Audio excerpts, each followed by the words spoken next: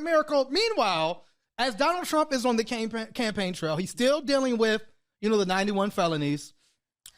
We don't know what's going to happen if he's going to appeal this $83 million judgment that was just against him.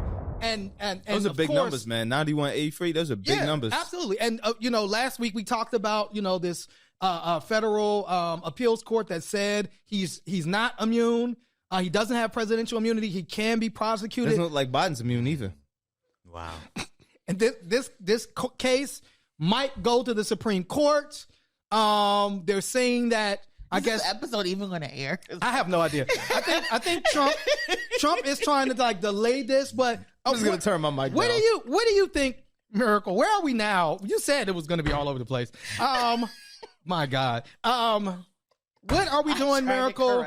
Do you think the Supreme Court will block the U.S. Appeals Court decision that will they give Trump his immunity back? I mean, Wait, can that happen?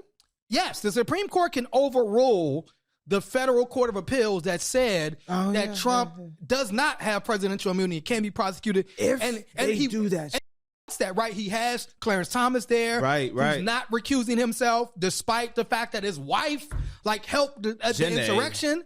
You know what I'm saying? You have what's the Amy woman that he nominated, the guy who was doing all the sexual assaults back in the day. That's now all the Supreme Court people. Yeah, Kavanaugh. Yeah. So he nominated 3 people for the Supreme Court, and so the thinking is that, or 2 people at least. The thinking is that they're going to ride for him because he put him on the court. He got the home team vote. Right. Yeah. So do you think this could happen?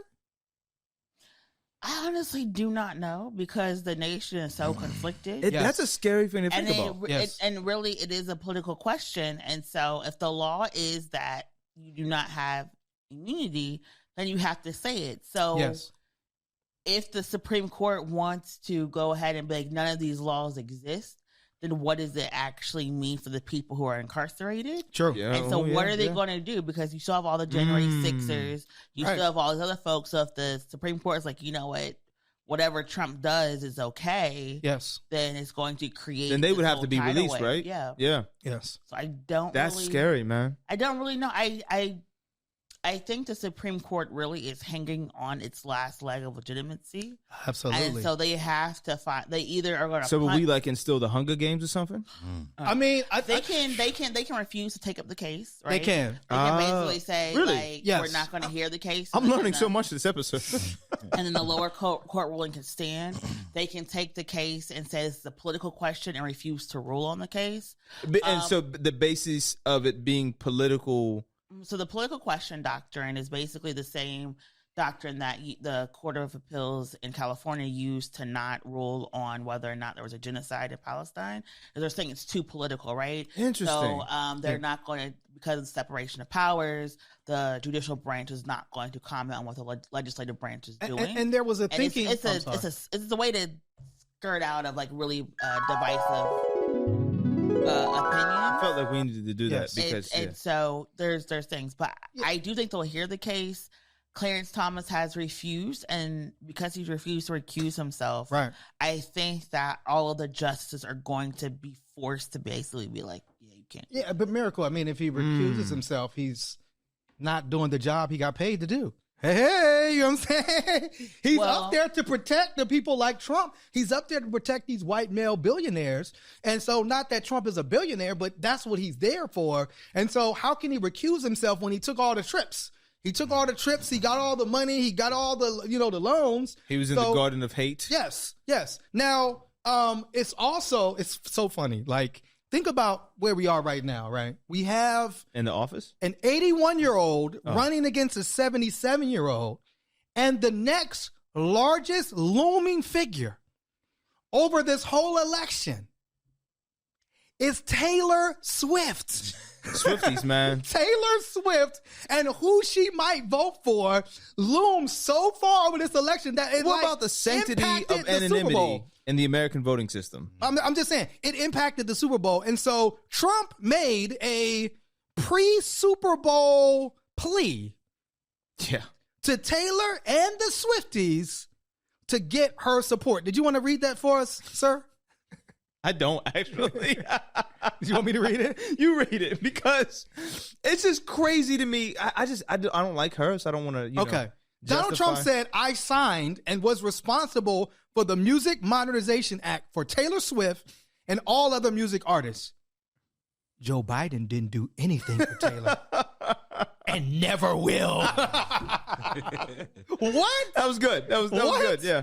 There's no way she could endorse crooked Joe Biden, the worst and most corrupt president in the history of our country, and be disloyal to the man who made her so much money. Besides that, I like her boyfriend, Travis, even though he may be a liberal and probably can't stand me. So here's Trump. He sounds like a bitter ex-boyfriend. I mean, this dude, it's wild because this is kind of how Trump makes people come to him. Like, this dude is on, yes. That was crazy. He's on both knees for Taylor Swift right now, brother. No, that's Come on. fact. He's begging Taylor for her support because he knows it could sway the election. So you had a comment on Trump's plea to Taylor Swift? I feel like you need to be asking her for some money for real. Right now. Like yes. $83 million. Yes. I mean, isn't Taylor Swift from Scranton too with Joe Biden? So wouldn't she rock with Biden? Being that I'm a straight black man, I don't know where Taylor Swift is from. You know who told me that? It was Sadaf that told me that. Oh, don't try to change it up. She's from West Reading, Pennsylvania. Okay. Her net worth is $1 billion. Jesus Christ. Yes. Yeah, I also think it's interesting that he called Biden the most corrupt. Like, he's not facing 91 charges. You know what I'm saying? Projecting much, sir? You feel me? Like, the numbers don't add up. They're not mathing. It would be like if Biden called Trump like an old senile. Yeah. What if Trump was like, I got a felony for every year this man has been alive? He does. And then some. And you know what? We're still going back to the White House. Is Miracle. Are the not. Swifties a political force large enough to change the direction of this country and put an 81-year-old man who just joined TikTok back in office? They weren't even able to get a Democratic senator in Tennessee when she did the... Okay, Miracle. Just Sure. throw all the cold water on us, Miracle. No, I really don't understand this conspiracy. Yes, she's popular. Yes, Yes. people love her. Yes. But she hasn't been able to parlay political endorsements for success. I Yes. don't understand why these conservatives are so obsessed with her. Has any artist actually tipped the scale that much? Because I know, like, they try to do it with like Kid Rock and Ted Nugent, and they try to like garner the effect of like a lot of these artists, but no one has really been a catalyst I remember, on either side. Because remember, even Diddy did the Vote or Die, and that really kind of blew up on him. Well, that was 2004. Yeah, and Bush ended up getting in the office. Bush ended up winning. So like, has Hillary, a musical artist? I remember Hillary tried to pull out like Jay-Z and Beyonce in the final hour. It didn't work. Yeah.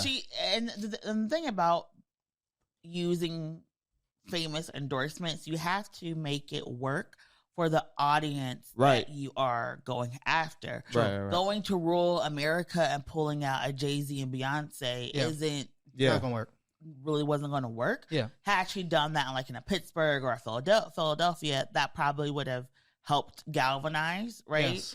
And so a lot of times these endorsements, and you've seen, I think the person who did really good endorsements was Chicago Mayor Brandon Johnson, where he was getting people from Chicago who were famous, bands, different folks to come out and endorse him who had a following. I think he's the first person really in a long time who's been able to like galvanize endorsements in a way that meant something and it was impactful. There was a mayor in Pittsburgh that did that. Got some artists to come out. Yeah. Yeah, we did an artist for Ed Gainey, right? Yep, yeah, I did one of those. Yeah. He did a good job. Shout out to him.